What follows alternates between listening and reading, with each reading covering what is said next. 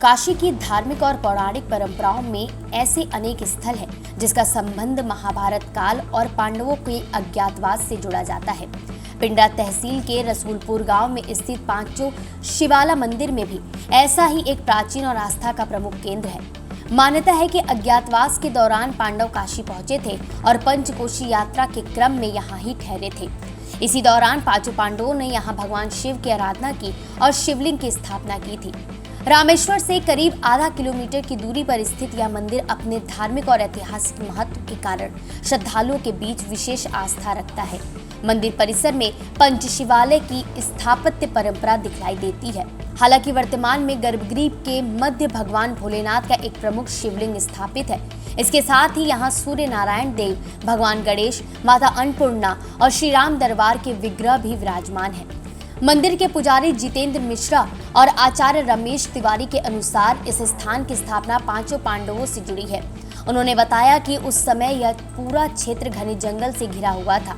पांडव जब रामेश्वर से आगे की ओर बढ़े तो तीसरे पहर के बाद इस क्षेत्र में इतना अंधेरा हो जाता था कि आगे का रास्ता दिखलाई देना मुश्किल हो जाता था। मान्यता है कि इसी स्थान पर पांडवों ने कुछ समय के लिए विश्राम किया। उन्होंने भगवान शिव की आराधना के लिए शिवलिंग स्थापित किया और पूजा अर्चना की।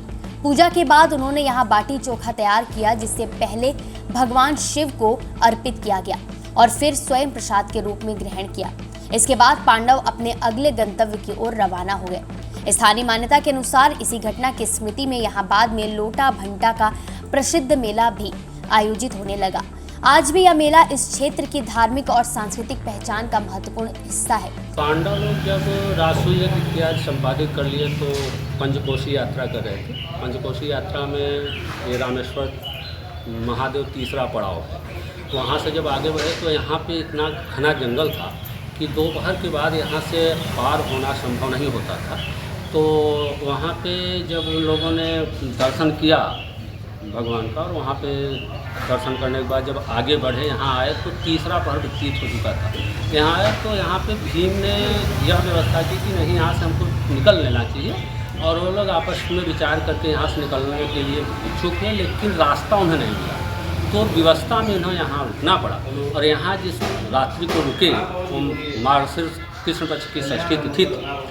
उस दिन यहाँ पे रुक करके भगवान शिव की मूर्ति स्थापित किए हैं और यहाँ पे बैगन वगैन भोज वोज करके वहीं बाटी चोखा लगाया। और वो मेला के नाम से आज भी प्रचलित है और बहुत दिनों से बहुत प्राचीन मेला है। स्थानीय लोगों के अनुसार मंदिर परिसर का संबंध पांचों पांडवों और 5 शिवालयों की परंपरा से होने के कारण इसे पांचों शिवाला कहा जाता है। मंदिर का गुंबद पंच शिव मंदिर की स्थापत्य परंपरा की याद दिलाता है। आपको बता दें कि इस मंदिर में सावन के महीने और महाशिवरात्रि के अवसर पर विशेष भीड़ उमड़ती है। सावन में दूर दराज से श्रद्धालु यहां पहुंचकर भगवान भोलेनाथ का जलाभिषेक और पूजन करते हैं। स्थानीय लोगों के लिए यह मंदिर केवल एक पूजा का स्थल नहीं, बल्कि पीढ़ियों से चली आ रही धार्मिक और सांस्कृतिक परंपराओं का केंद्र भी है। मंदिर के समीप स्थित प्राचीन कुंड को भी पांडवों और माता द्रौपदी से जोड़कर देखा जाता है। स्थानीय मान्यता है कि अज्ञातवास के दौरान द्रौपदी को प्यास लगी थी। उनकी प्यास बुझाने के लिए अर्जुन ने अपने बाण से भूमि को भेद कर यहाँ जलधारा प्रकट की और कुंड का निर्माण हुआ। इसी कारण इसे द्रौपदी कुंड कहा जाता है। वर्तमान में मंदिर के समीप स्थित इस जलाशय को अमृत सरोवर के रूप में भी विकसित किया गया है। श्रद्धालु यहाँ स्नान और धार्मिक अनुष्ठान करते हैं। धार्मिक मान्यताओं के कारण इस सरोवर का भी मंदिर आने वाले श्रद्धालुओं के लिए विशेष महत्व है।